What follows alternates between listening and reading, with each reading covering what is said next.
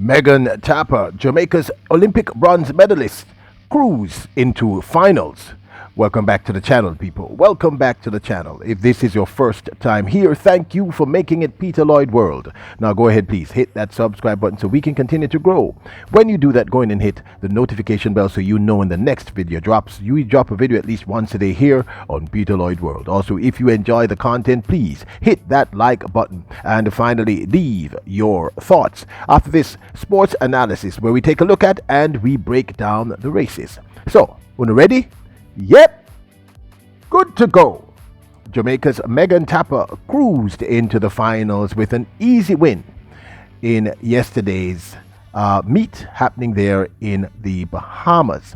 The young bronze medalist from the 2020 Tokyo Olympics looks to finally be set to claim her first major title for the 2022 season. Megan Tapper, running out of lane 3, was absolutely dominant from the very first meter of the race through to the end. She showed her class above the field, and I think we're in for an exciting final.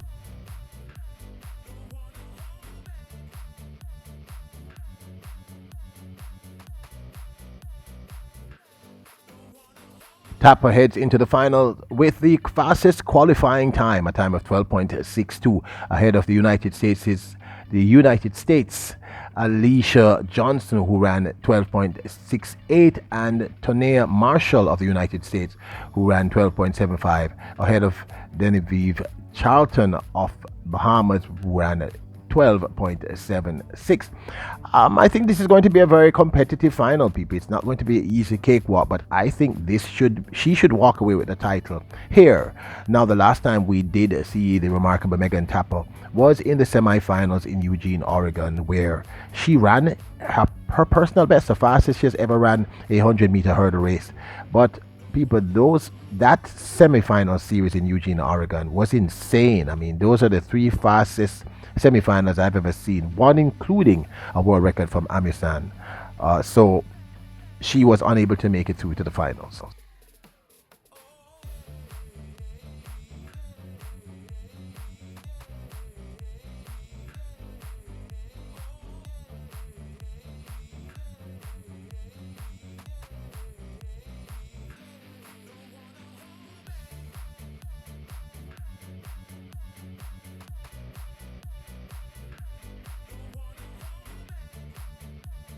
Tapper ran third in this instance, running a personal best and personal record of 12.52, which is extremely fast, people. But in the semifinals, it was an automatic first 2 who made it through, and therefore she was unable to make it. Nothing that she should feel ashamed of. Anytime an athlete is able to run a personal record, that's a big whoop-to-do. That's a big deal. Now, Tapper did start her 2022 season on a high, winning at the National Stadium in her first outdoor race for the season here in Jamaica. And it looked quite good doing so, in fact. Well, for the women's 100 hurdles, Megan Tapper got away well. Crystal Morrison trying to go with her. Tapper, Morrison and Brown. Tapper, Morrison and Brown, the Olympic bronze medalist, shows her class and wins her season opener in fine style as well. Now, this of course is my 2 cents. Megan Tapper is an exceptional talent, the first Caribbean speaking young lady to win a medal in an Olympic final, winning a bronze and coming almost out of nowhere. Now, she had entered the national championships last year, not as a favorite to win, but surprised many and won, and again surprised many and won a bronze medal. So she is a world-class athlete, one of the best in the world. This year, however, she has struggled. It's been a rough year for her. But we have discussed already the Olympic blues, as we call it. You know, what happens to some athletes the year after they have a spectacular year at the Olympics, or the year after they have a spectacular year at the World Championships. They just don't seem to spark. We saw it happen with Elaine Thompson-Sahara. We saw it happen with Aliyah Ali, who was not even able to defend her 100-meter hurdle title in Eugene. So I believe this is a real phenomenon, and in fact, it is considered a real phenomenon by professionals within the field. So she's just having a year. She just has not been able to spark this year. However, I think in this instance, given the statistics, and you know we are big on crunching numbers here at Peter Lloyd World, she has a personal record of 12.52. There's no one else in that field that has a time as fast as that, if my memory serves me correctly. Charlton of the Bahamas should be her biggest threat here. Charlton's personal best is 12.46, a national record. A national record for the Bahamas, and Charlton is also running on home turf, so she has home turf advantage as well as the support of the masses there. And you know that adrenaline kicks in when you're running in front of your home crowd. So Charlton, I believe, is her biggest threat with that 12.46, but Tappa's 12.52 is no laughing matter, and I think Tappa is hungry enough to want to make this title her first for the 2022 season. So it's a matter of technique and experience, both of which they both have. They're both used to winning.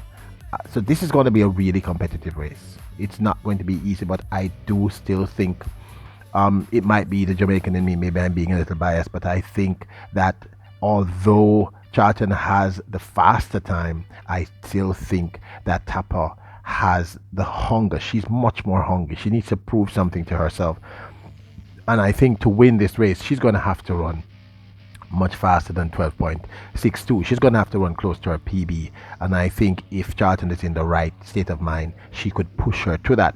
Not also the Americans, Johnson and Marshall, should not be taken lightly. They're both excellent world-class hurdlers.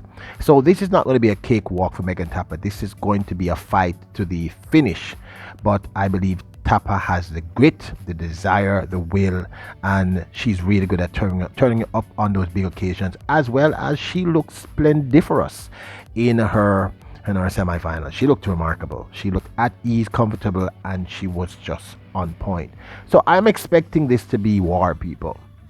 But I am also thinking that Tappa will be able to inch this out in the end, right? But as I said, her biggest competitor will be Charlton if Charlton is up to form. Well, what can I say? Hurdles are very, very technically proficient races, people. So anything can happen on the day, but just make sure you watch the finals later. It's going to be a doozy. It's not going to be no cakewalk, but I'm still saying it might be just the Jamaican in me, and it might be the fact that I'm a big Tappa fan, that she needs this win. She needs a psychological boost from this win, because she just has not had a very good season. It's just been a poor season, and I believe that a part of this is the Olympic blues that I mentioned to you. This thing that happens to many athletes after an Olympic Games.